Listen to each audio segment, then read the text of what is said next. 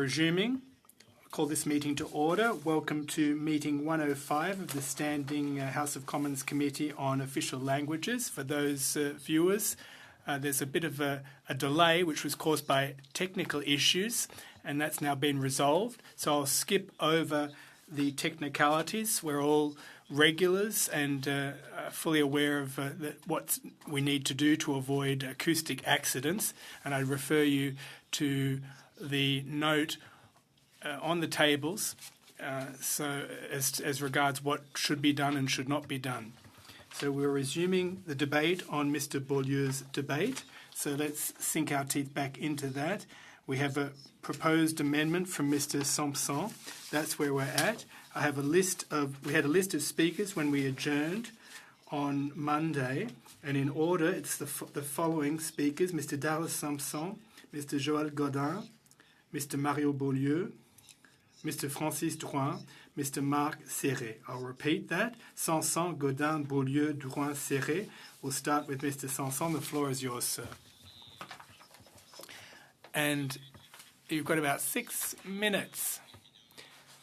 Well, thank you very much, Mr. Chairperson, and I'd like to thank those folks that took part in the subcommittee meeting earlier this morning. I know that it was in camera. I don't think that you have any report you can give on the subcommittee. Well, I can report back in the last 5 minutes of this meeting, but if the committee agrees, I could do that immediately. I'd like that because that might have an impact on what I have to say to you. Well, right now or at the tail end? Mr. Godin?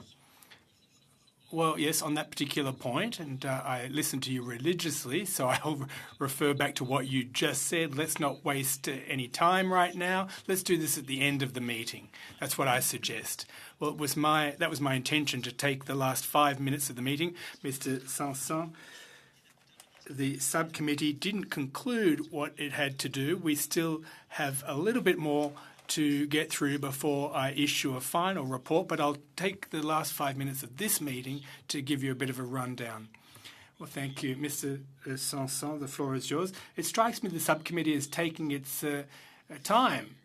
It's a bit akin to what's happening around the table. There's a lot of talk, but very little in the way of action. I'd like to pick up where I left off last time round. My amendment's purpose, in fact, was to hand an olive branch to my colleagues around this table so that we can actually take action. Now, what do I mean by that?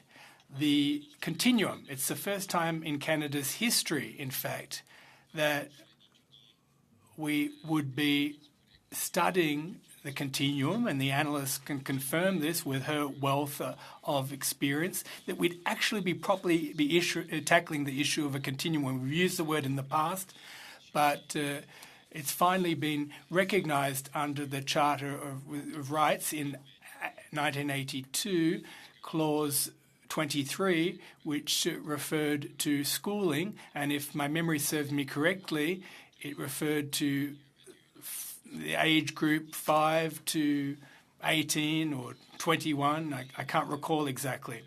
But that's my preamble. Now, the original Francophones who came to Canada, settled in Nova Scotia,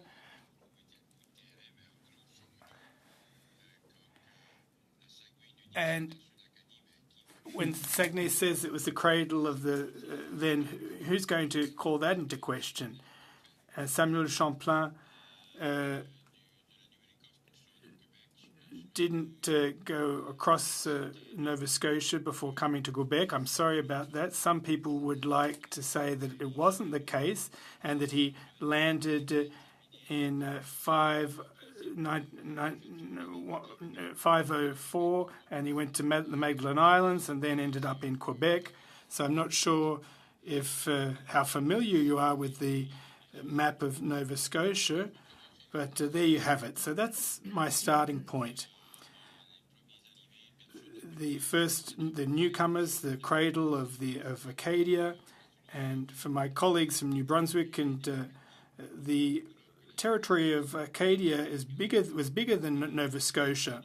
in fact, and including New Brunswick and PEI. And as you're aware, that's why back in the day, when Acadians were deported in 1755, and I'll turn back to that point now, it was the Great Upheaval, the deportation of the Acadians. And a very, very sad chapter in our history, as you know full well. Church folk were told that they would be transported by ship, men of the frock, and they were supposed to go to France, but that's not what occurred. And they were torn apart from their families, and with all of that collateral damage. And we know Evangeline Gabriel, and I could go through the history of that too. But in 1755, the Acadians were deported, their houses were burned, their land was taken over by those others that came, Anglophones in fact, who took our land. We developed that land to make that land more fertile back in the day.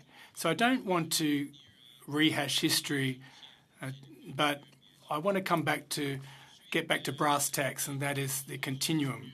In 1862 to 68, my father used to say, well, we're doing good work in Ottawa, in the Parliament.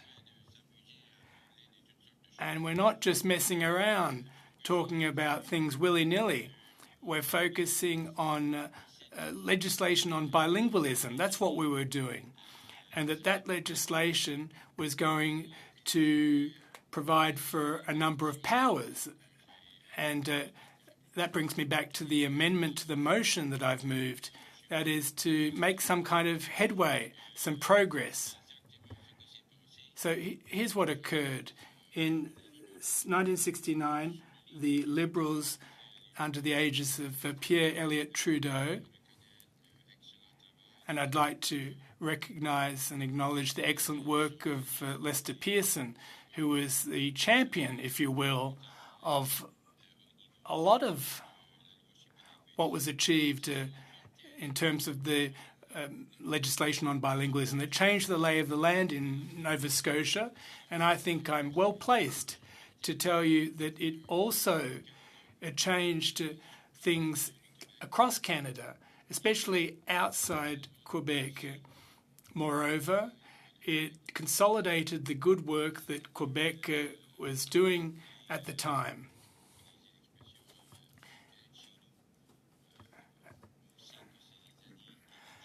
We know that there were difficult years in Quebec too, and they coined a certain expression, and that expression was "maître chez nous," masters in our own backyard. And we would have, you've seen what occurred.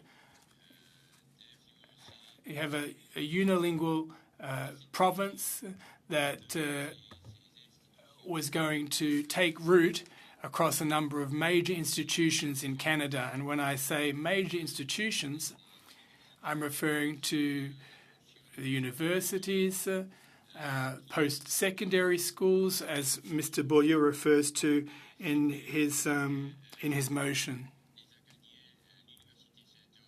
There's the Sainte-Anne University, which is an extremely important organisation or institution. It's the only francophone institution of its kind in Canada, and that's why I said that Mr. Beaulieu's motion is just so important. It reminds us of when the Acadians were standing up for the University Sainte-Anne in Clare. I don't know if you're aware, but the Anglos were relocating Sainte-Anne University from Clare to Yarmouth. And there was a huge battle, a huge fight to prevent that relocation from occurring. And we won the day. We won the day, and now this university is part and parcel of the university of the town now and forevermore.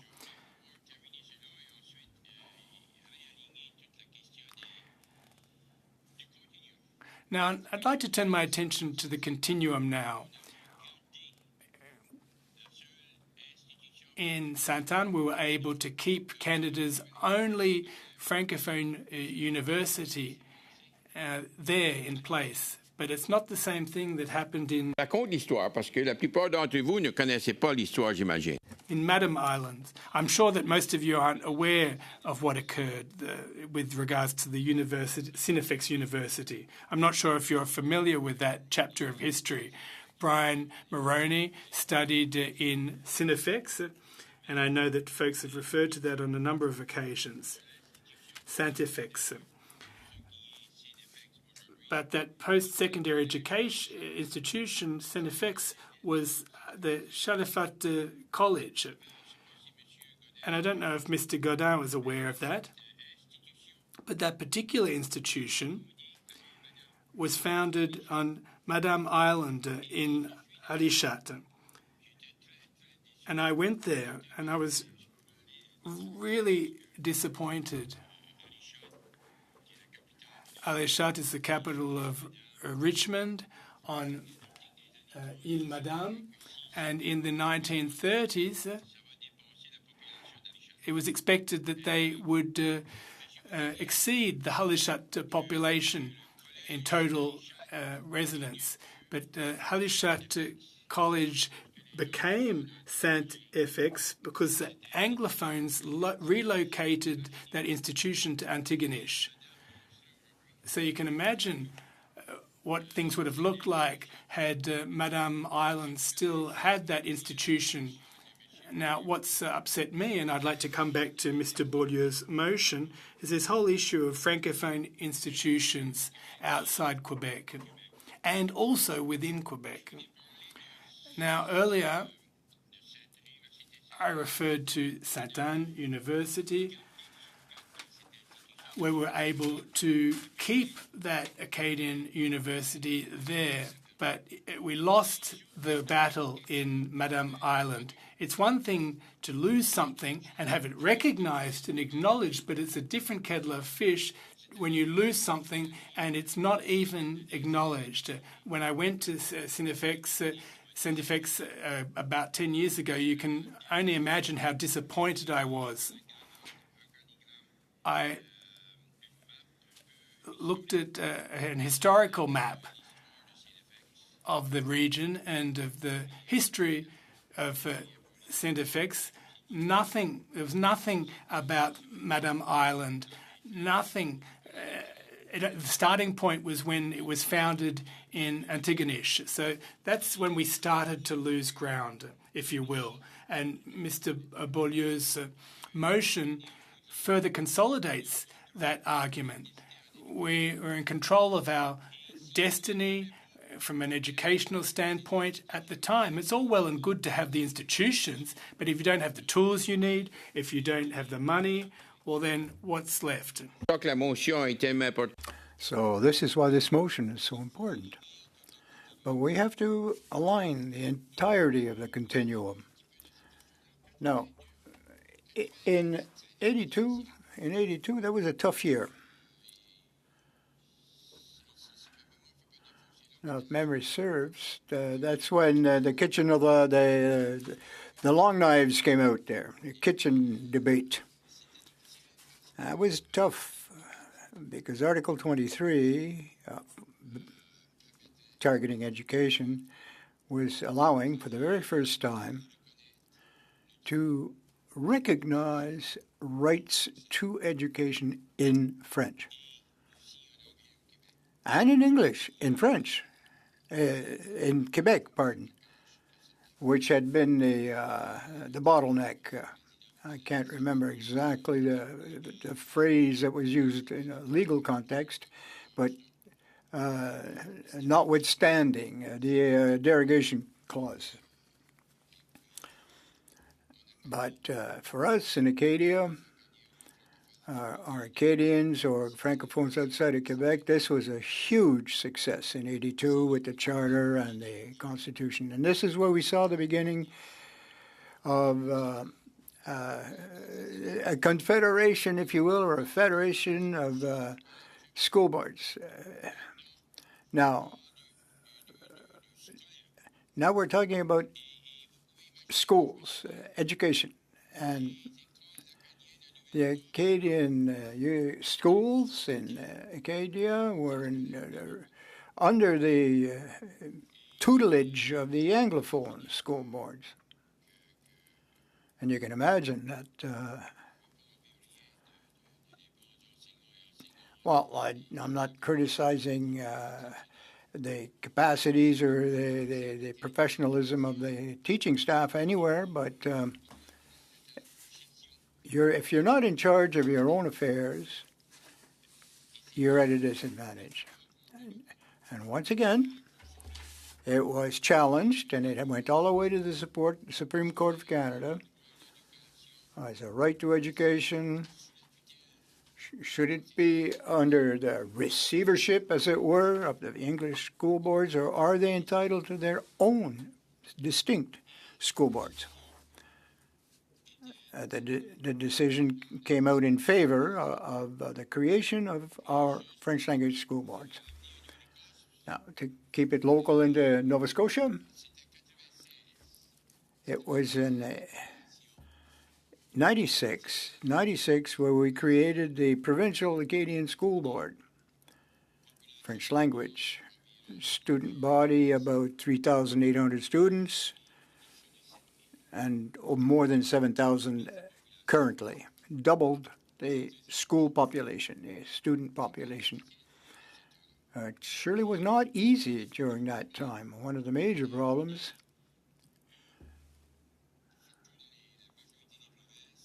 of we are one French language school board competing against several Anglophone school boards, and of course it really complicates the situation.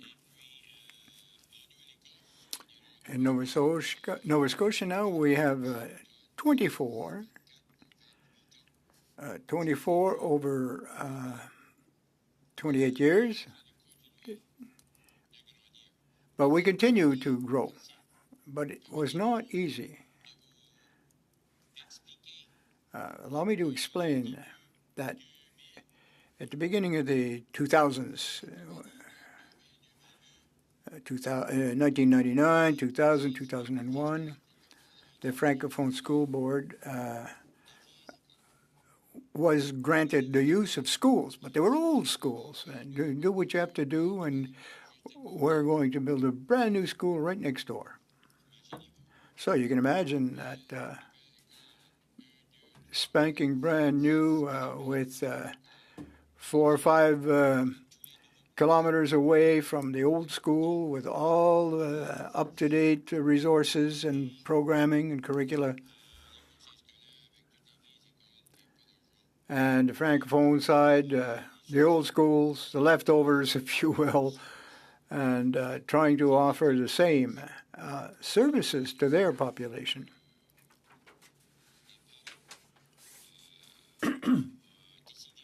So the parents decided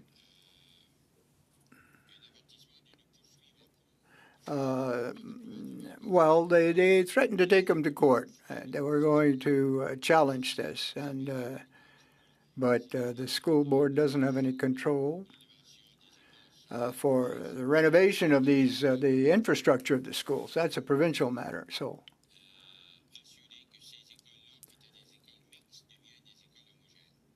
they were mixed schools before, language-wise. They became individualized. So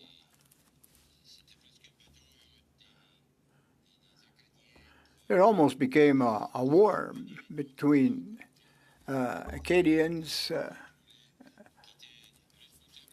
who were responsible for their the content of the education, but they didn't have any control over the infrastructure or the schools themselves. But we did win. 3 schools in particular were brought forward in a class action, if you will.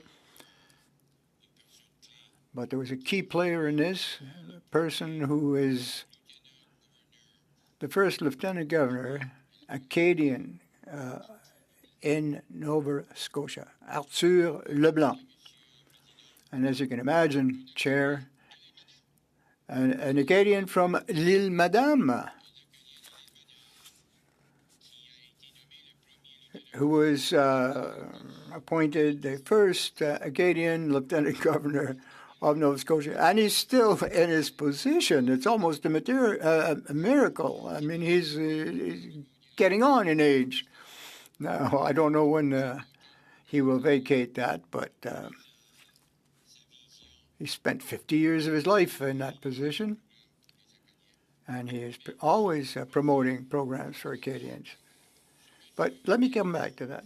He was, prior to his appointment, a judge. Now, this is all in alignment with what we're talking about, post-secondary and carrying on to further education. But as with Mr. Beaulieu's motion,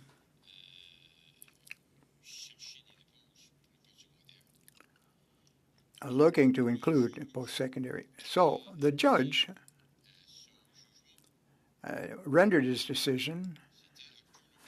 Who was it? It was Arthur Leblanc, who is now the lieutenant governor in Nova Scotia. He'd done a lot of good work, too, throughout Canada, because, you know, in the rest of the country, it's common law. I know we have lawyers on our committee here, and I know that tonight you're going to have some bedtime reading to see exactly what I'm saying and to see what Mr. Leblanc, Justice Leblanc, had to say. And what did he do? Well, he set a precedent in common law. You know, common law is based on precedent and decisions of the past. That's what gives it its strength, its vigor, common law. So Justice Leblanc decided. He said, yes, in the province has the obligation to ensure schools in such and such a region that can offer a consistent and homogeneous standardized education to all Acadians. Everybody was very happy with this, but he went even further than that, Mr. Chair. He'd gone further than any other judge had done in the history of Canada. He stated, not only am I directing you to do this, but you shall return before the bench in 6 months' time, every 6 months, to indicate what progress that you have made. Wow. That was one heck of a precedent. You know, once a judge decrees,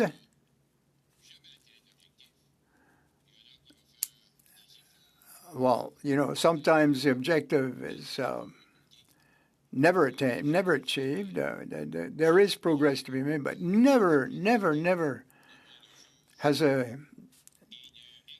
decision from the bench indicate that you had to come back and justify what you've done every 6 months.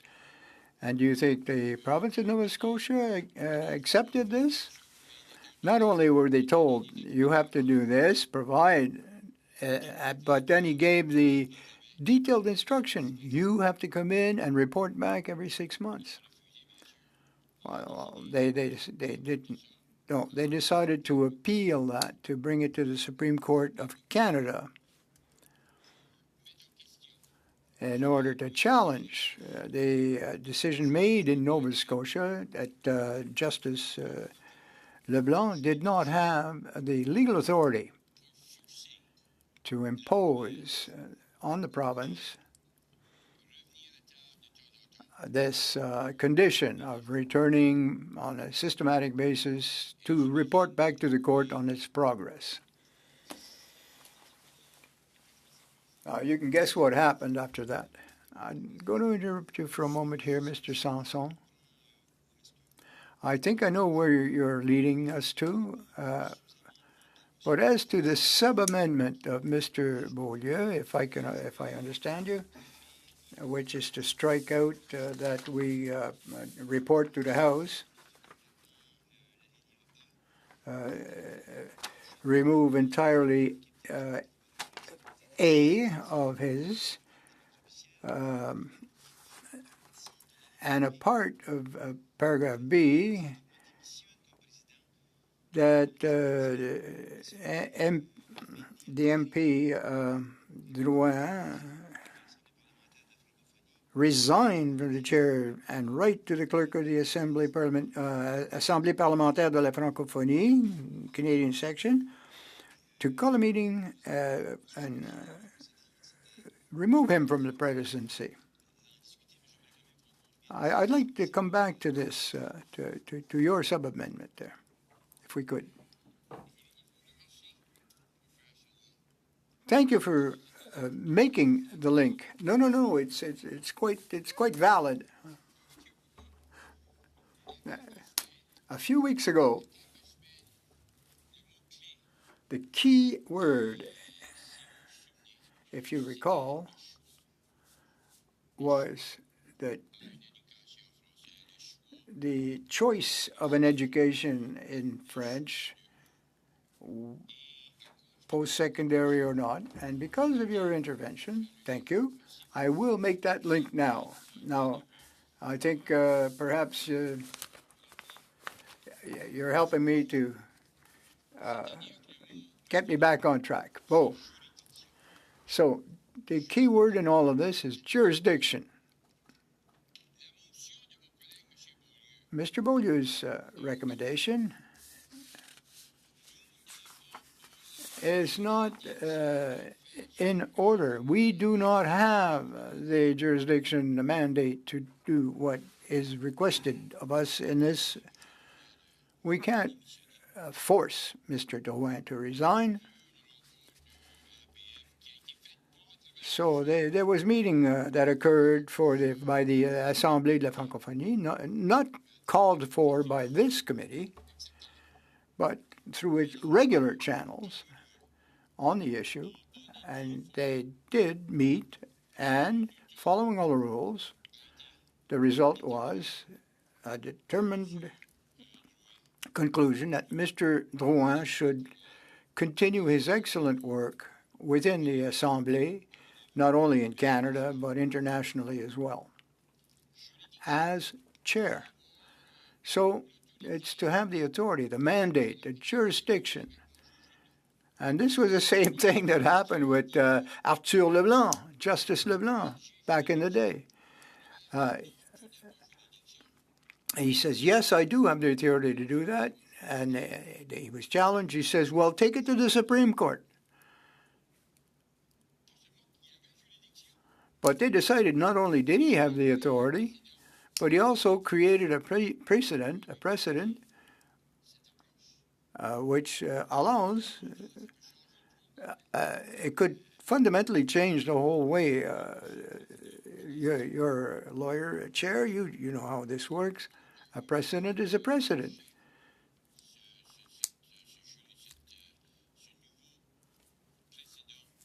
Why not use this precedent in common law? That's it. So the point is exactly aligned with what I was trying to say here. This entire motion and amendment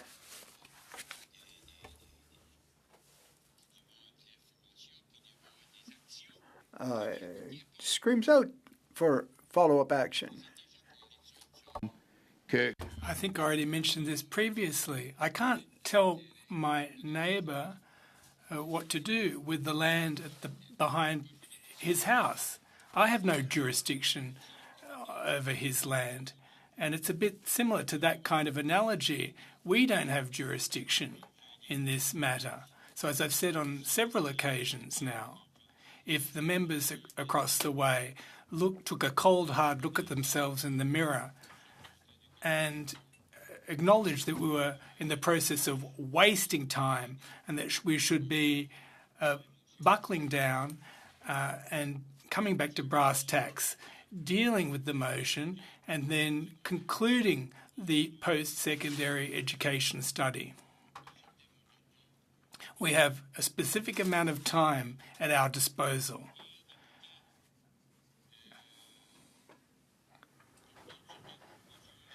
And we can draw our own findings based on what the officials say to us and other testimony. And that would demonstrate that we value this study that Mr. Beaulieu himself had proposed initially. It's an extremely important study. And it would give him an opportunity to work towards that goal. Now, I'll tell you, Mr. Chairperson, I am disappointed. The Commissioner appeared before us a couple of days back. And I don't know what they drank at the time, but at least on that specific day, those members of Parliament across the way accepted what the Commissioner had to say. And that's how we've been able to make some headway at least. But let's stop playing partisan games and let's see whether or not the Minister might appear. Apparently, the Minister's schedule wouldn't allow it. But the Minister did come, but no one listened to the Minister. Now, Mr. Chair, here's what worries me. Not only is the study on post-secondary education not finished, but there's also a study on economic development, which is supposed to support Acadian and Francophone communities outside Quebec. That study has been put on the back burner. And, well, if the economy is strong and those communities are enjoying some level of vitality and thriving, don't you think that they'd be able to take action in terms of post-secondary schools? And I thought that Mr. Beaulieu would want to conclude the post-secondary education study. Now, Mr. Chair, I would like us, sooner rather than later, to put an end to these partisan games and to finally take action. Thank you very much. We have Mr. Godin, followed by Mr. Beaulieu, then Drouin, and then Serré. Mr. Godin. Now, just remember that I want 5 minutes at the end of the meeting to give the committee a rundown on what the subcommittee's done. Well, I didn't think that I'd have the floor today, but I'm glad that I do. And I think that the members opposite are somewhat open to moving to a vote as soon as possible. I think it's been about 7 meetings now. 7 meetings, I'd just like to point out, Mr. Chairperson, that the Liberals have been asking us to stop wasting our time, and yet they're the ones filibustering. So the proof is in the pudding. This is completely incoherent, the way the Liberals are acting in this committee. And the only thing I have to say at this point is, can we, Mr. Chair, move to a vote in short order so that official language minority communities can be our top priority and point of focus going forward. Thank you very much. I don't have to answer your question. You know the answer. When there's debate on a motion, the chair has to abide by the rules of democracy that are set out in our rules of procedure. Mr. Beaulieu, the floor is yours, and then it'll be Mr. Drouin's turn. Well, basically, we're just waiting to vote. Everyone's waiting. Of course, it's our democratic right to speak, but also to vote. And we're ready to vote. Thank you very much. Thank you, Mr. Beaulieu. Well, I won't repeat what I just said to Mr. Godin. The floor is yours, Mr. Drouin. Thank you very much, Mr. Chair. I'm sorry. 5 minutes max, please. I listened to you. It was loud and clear, Mr. Chair. So I'll be following your orders, Mr. Chair. Now, take my name out of this motion. What they're asking for is, like, if the Canadians were asking the Maple Leafs, well, is it okay if we put a fourth line player on the ice? And that's why this motion is out of order. How could we agree with that kind of motion? You know, I could cite a number of members. I remember a couple of years back there was Mr. Berthold that said that a Quebecer was speaking French too often in the House of Commons. And to my knowledge, Mr. Berthold is still a member of Parliament in good standing at the House of Commons. Was he asked to step down from his position? And he's still in the House of Commons. So let me remind you that a Quebec member said to a Quebec minister that she spoke French too much, too often. So I'll leave it at that, and it's up to him to determine, and I'll remind you that he apologised and he's still sitting as a member. It's his parliamentary right. He can sit on all manner of committees. And if the opposition members would like to consult our whip on this matter to know who could be put on the ice, there's a letter. I'm still waiting for a letter from the whip of the Bloc Québécois or the Conservative Party or the New Democrats. I'm waiting for a letter, but of that kind. But just let me confirm, we haven't received a letter from any whip of any political party stating whether or not the Official Languages Committee has a right to determine who can sit on this committee. Now, a couple of days back, a chair of a committee made unparliamentary remarks and called a minister, and I'd invite Canadians to look at the testimony given by Minister Boissonnault at the Ethics Committee. The chair didn't conduct himself appropriately as a independent chair. He acted in a partisan manner. Was he asked to step down? Was our whip consulted to determine whether or not that member could still sit on the Ethics Committee? And to my knowledge, that to date has not occurred. So that's the basis of this motion. In other words, now, Mr. Sanson, we go back a long way to the founding of Arcadia, and he's given you a rundown on what jurisdiction means. The Official Languages Committee cannot meddle in this, regardless of what the committee is, in fact. And you stated that yourself, Mr. Chairperson. Now, it's as if the referee isn't able to do his job when there's a penalty situation. So I'd like to be removed entirely from this equation. This has nothing to do with me. What it has to do with is this. You don't consult other parties as to whether or not members can be sent off rink and be in the penalty box. So essentially, we're talking about voting on whether or not someone should be in the penalty box.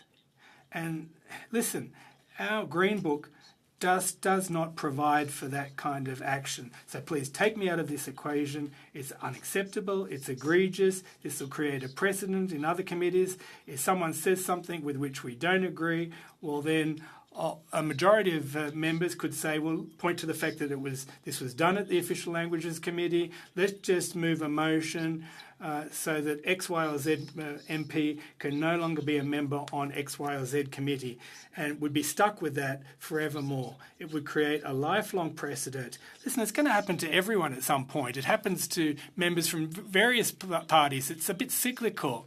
For example, you've got the Conservatives, the Tories are in power, then the Libs, the Bloc won't have the opportunity, perhaps the NDP, I wish them good luck. But at some point, you will be in power, and this creates a precedent. It's a dangerous precedent. It's a slippery slope, and that is why it clearly states in the standing orders that this kind of thing is prohibited. And there's the rub. That's what this motion's about, isn't it? There was an amendment to the motion. As my colleague pointed out earlier, it's up to the whips. It's their area of jurisdiction. It's their purview. If you want to start changing the way committees operate by consulting opposition members, well, listen, I'd invite the opposition member to ask their whip to write a letter. The parliamentary secretary to the Minister of Official Languages might chime in, throw in his 2 cents worth on the issue. But listen, it's 10 at 10. You said you needed a couple of minutes at the end of the meeting, so I'll stop right now. Well, I don't want to cut you off midstream, but the committee is waiting for the subcommittee to disclose its findings. Well, no, I'll adjourn as I did previously. It'll be a technical adjournment from a technical standpoint, but we'll pick up where we left off with the list of speakers. On a point of order, Mr. Chairperson, Mr. Généreux is an excellent player, and he was on my team a couple of days ago. And that's just what I had to say, a nice compliment on a Thursday morning. That's a great point of order, but I don't know if it's in order to make that point of order. But first of all, to our television viewers, Mr. Drouin and Mr. Godin spoke at today's meeting. And for those Canadians listening to us right now, we are debating a motion that was originally moved by Mr. Beaulieu, which the chair, Ultra Vires, declared was out of order and it was not in keeping with the standing orders. And the committee had no jurisdiction to deal with this motion. Now, under the very same standing orders, the committee has the option of overturning the chair's decision and to continue to debate Mr. Beaulieu's motion, and it is precisely what occurred.